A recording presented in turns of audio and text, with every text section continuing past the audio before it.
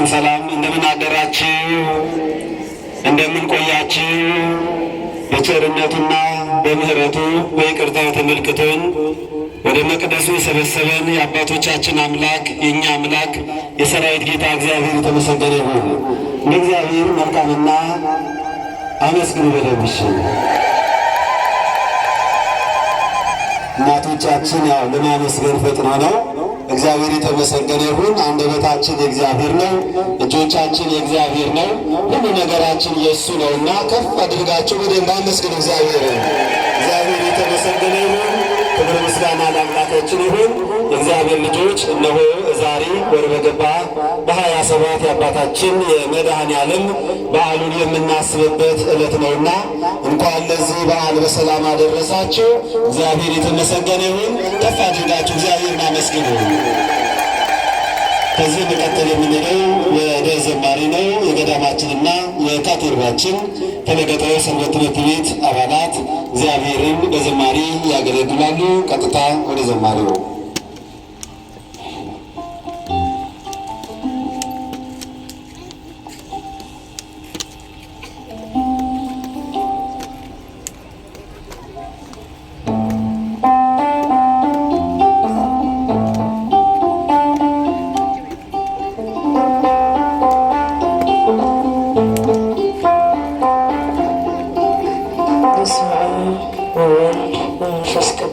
አሐዱ አምላክ አሜን። የእግዚአብሔር ቤተሰቦች የቤታችን የአስራት ያድራ ልጆች በወደደን ባሰባሰበን በፍጹም ፍቅሩ በጠራን በኃያሉ በልዑል እግዚአብሔር ስም እንደምን አደራችሁ? አሜን። የአምላካችን ስም የተመሰገነ ይሁን። እልል እያልን እያጨበጨብን እናመሰግናለን።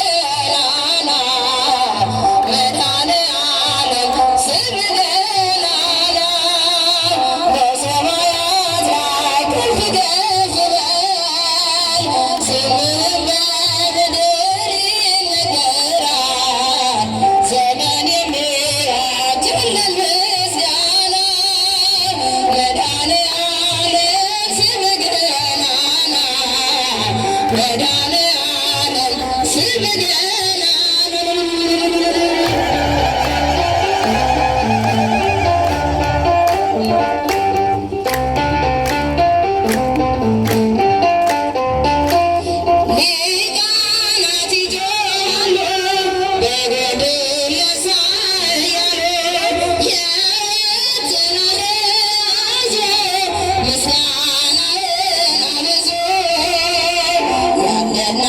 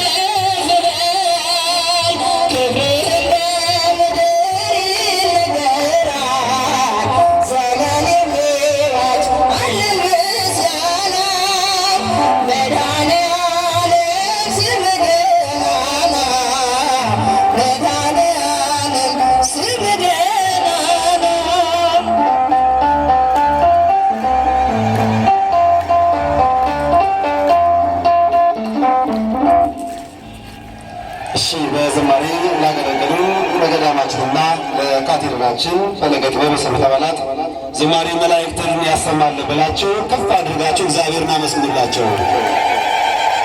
እግዚአብሔር የተመሰገነ ይሁን። እግዚአብሔር ልጆች እውነት እንደዚህ መድረስ ቀላል አይደለም።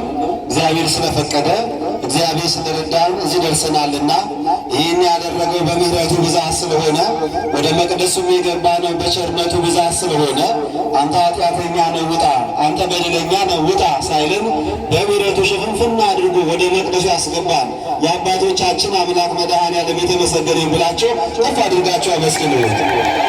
እግዚአብሔር የተመሰገነ ይሁን። ከዚህ መቀጠል የምንሄደው ነው የሚያስተምሩን የገዳማችንና የካቴድራላችን አስተዳዳሪ ክቡር አባታችን መላከ ጽዮን ቆሞስ አባ ጳውሎስ ምንዳ ይሆናሉ። አምላካችን እግዚአብሔር ለሳቸው ሚስጥሩ ለእኛ ደግሞ እንደ ሊዲያ አስተዋይ ልቦና እያደለን ወደ ወንጌሉ ወወልድ ወመንፈስ ቅዱስ አሐዱ አምላክ አሜን። ክቡር አባታችን መላከ ጽዮን ቀሲስ አየለ በርዕሰ ከተማው የዲፖ ቅዱስ አማኑኤል ቤተ ክርስቲያን ዋና አስተዳዳሪ፣ ክቡር አባታችን አባ ገብረ ሥላሴ በርዕሰ ከተማው የደብረ ሰላም ቅዱስ ገብርኤል ካቴድራል አገልጋይ፣ ክቡራን በዚህ በታላቁ ስፍራ የምታገለግሉ የገዳሙና የካቴድራሉ ሰባክያነ ወንጌል መምህራን፣ የገዳማችን የፈለገ ጥበብ የሰንበት ትምህርት ቤት ልጆቻችን በዚህ ማለዳ በመድኃኔዓለም ደጅ ለጸሎት ለምስጋና የተሰበሰባችሁ የከተማችን ነዋሪዎች፣ የቤተ ክርስቲያናችን ልጆች፣ ባሰባሰበን በወደደን ፍጹም ፍቅሩን በመስቀል በገለጠልን በሰላማችን ባለቤት በነፍሳችን ጠባቂ በልዑል እግዚአብሔር ፍጹም ሰላም እንደምን አደራችሁ? እንደምን ቆያችሁ? እግዚአብሔር አምላካችን ዳግም በፊቱ በምሕረት ያቆመን በመኝታችን ላይ ያልተወን ስለ ኃጢአታችን ያልከፈለን በሚበዛ ፍቅሩ እያንዳንዱ ጉድለታችንን ሸፍኖ ለምስጋና ለእልልታ በዚህ ስፍራ ያቆመን የእኛ አምላክ የአባቶቻችን አምላክ ልዑል እግዚአብሔር ስሙ የተመሰገነ ይሁን። እንኳን ለመድኃኔ ዓለም ወርኃዊ በዓል በሰላም አደረሳችሁ አደረሰን።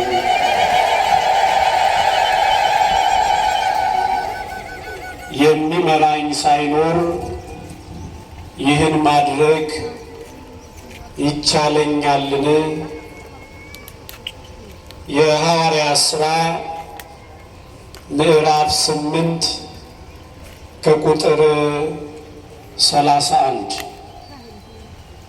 በዛሬው ታላቅ ጥንተ ስቅለቱ ይልቁንም ደግሞ በየወሩ በ27 ለሚታሰብበት የመድኃኔ ዓለም በዓል በቸርነቱ አድርሶናልና የመጣንበትን የተሰበሰብንበትን ታላቁን የፍቅር መገለጫ ከዛ በፊትም ያልነበረ ከዚያም በኋላ የማይኖር ልዩ የመስቀል ፍቅር ለማሰብ ስለተሰበሰብን ለጥቂት ደቂቃ በዚህ እግዚአብሔር ቃል እንቆያለን። ምናልባት የሰማነውን እንዳናጠፋ ከቻልን ለሁለትም ለሶስትም ሰው እንድንናገር፣ በቤት ላሉት እንድንመሰክር፣ በመንገድ ለሚጠይቁን እንድንመልስ የእግዚአብሔር ቃል አንደበትን የሚቀድስ ሕሊናን፣ አእምሮን፣ መንፈስን የሚቆጣጠር ስለሆነ ቀኑን እግዚአብሔርን በመፍራት መዋል እንድንችል ትላንትና ብዙ የተናገርንበት፣ የዋሸንበት፣ የሸነገልንበት፣ ያስመሰልንበት አንደበታችን በቅዱስ ቃሉ የጠራ የነጻ እንዲሆን ይህንን የትምህርት ቃል ሁላችሁ እንድትመሰክሩ እጠይቃለሁ። የሚመራኝ ሳይኖር በሉ ይህን ማድረግ ይቻለኛልን?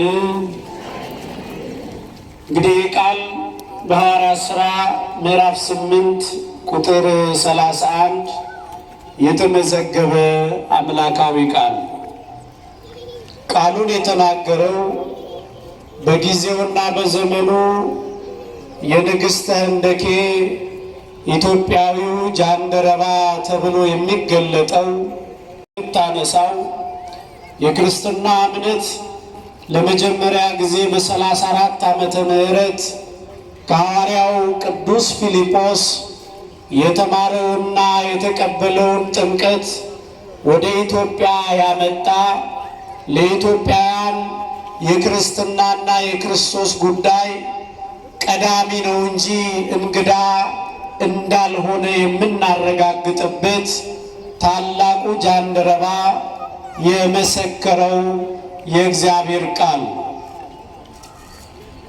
ቃሉ የተነገረበት ምክንያት በወቅቱ ወደ ኢየሩሳሌም ለመሳለም በየዓመቱ እንዳስለመደው ቤተ መቅደሱ ባለበት የሶሎሞን መመላለሻ የዳዊት ቤተ መንግሥት ታቦተ ጽዮን ወዳለችበት ስፍራ ሄዶ ተሳልሞ የሚመጣው ይሄ ኢትዮጵያዊው ጃንደረባ የኢሳይያስ ትንቢት መጽሐፍን በሚያነብበት ጊዜ ከሐዋርያው ከፊልጶስ የቀረበለትን ጥያቄ ለመመለስ የተናገረው ቃል ነው። በዚህ ልዩ የመጽሐፍ ቅዱስ ክፍል ውስጥ በተለይ ይሄ ኢትዮጵያዊ ጃንደረባ ሶስት እና ከዛ በላይ የሆኑ የምናነሳለት ትልቅ ጥበብና ማስተዋል አለው። የመጀመሪያው የንግሥተ ህንደኬ ጃንደረባ ወይም በገንዘብ ላይ የተሾመ በዘመኑ አጠራር የገንዘብ ሚኒስቴር የሆነ ሰው ነው። ነገር ግን ሹመትና ስልጣኑ ያለበት ቦታ ወደ ኢየሩሳሌም ከመሄድ መጽሐፍ ቅዱስ ከማንበብ አልከለከለው። በዘመናችን በተለያየ ወቅት እንደምናውቃቸው ስልጣናቸው እምነታቸውን ለመግለጥ ወንበራቸው እምነታቸውን ለማሳየት ምክንያት የሆነባቸው የዛሉ የደከሙ ብዙ የቤተ ክርስቲያን ልጆች አሉ። ይሄ ሰው ግን በሹመቱ ይልቁንም በሀብትና በገንዘብ ላይ ስልጣን ያለው የሚወጣውን የሚገባውን በሙሉ ስልጣን የሚቆጣጠረው ታላቁ ጃንደረባ በየዓመቱ ወደ ኢየሩሳሌም በየቀኑም መጽሐፍ ያነብ ነበረ። እውነት ነው። ሰው በኃላፊነት ሕዝብን ለመምራት ሰው ለማስተዳደር የእግዚአብሔርን ሕዝብ ከፊት ሆኖ መንገድ ለማሳየት የእግዚአብሔርን የቅድስና ስፍራዎች የእግዚአብሔርን ቅዱስ መጽሐፍ ማንበብ ያስፈልገዋል። ስለዚህ በመካከለኛም በተለያየ የስልጣን እርከንና ወንበር ያላችሁ እግዚአብሔር በሀብትና በስልጣን ላይ የሾማችሁ ከዚህ ጃንደረባ ሕይወት እንድትማሩ እንድንማር መድኃኔዓለም ይፍቀድልን።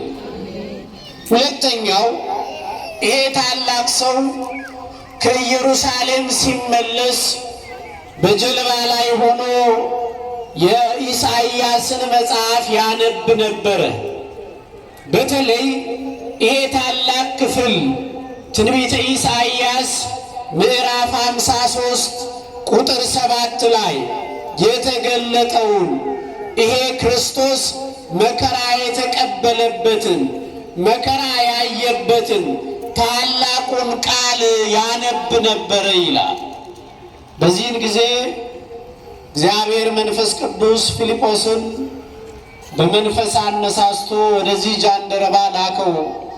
ወደ እርሱም ቀረበ። በውኑ የምታነበውን ታስተውላለህ ታውቃለህ ብሎ ጠየቀው። አሁን እያነበብክ ያለውን አሁን በትንቢተ ኢሳይያስ ይሄ የቁስሉን ጉዳይ የመከራውን ጉዳይ በሚሸልቱት ፊት በሚወጉት ፊት አፉን ያልከፈተ እውነተኛ ታስተውላለህ ብሎ ጠየቀው ይላል። ይሄ ታላቅ ሰው እግዚአብሔር ቅዱሱን መጽሐፍ የሚገልጠው በትህትና ለሚቀርብ ሰው ነው። በምን ለሚቀርብ ሰው ነው?